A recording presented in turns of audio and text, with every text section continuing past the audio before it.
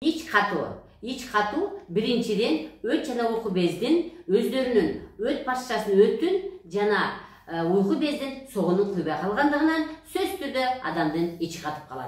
Andan keyinki sebeplerge tuра эмес тамактануу, стресс, толуп кетүү, кант диабети жана тамак аш системасынын органдарын сезгенүүсү, мисалы гастрит, холецистит, панкреатит жана башка оорулар.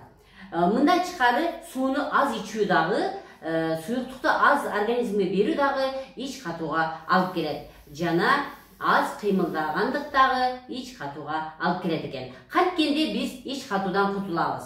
Урматтуу мекендештер, 3 рецепт берип, ушун жакшылап жаттап алыңыздар. Биринчиси, ромашканы, 1 аш кашык ромашканы 3 стакан сууга салып кайнатасыз дагы, андан кийин аны сүзүп алып туруп, бир күндө чай катары иче бересиз. Экинчи рецепт бул сабиз согун ичүү. Сабиз согун бул бир жумада бир эле ичесиз, себеби күнүгө иче берсеңиз денеңиз саргарып кетет. Демек нормасы сабиз согун жасап алгандан кийин бир стаканды бир күндө ичип, бир жумада бир жолу ичер экенсиз.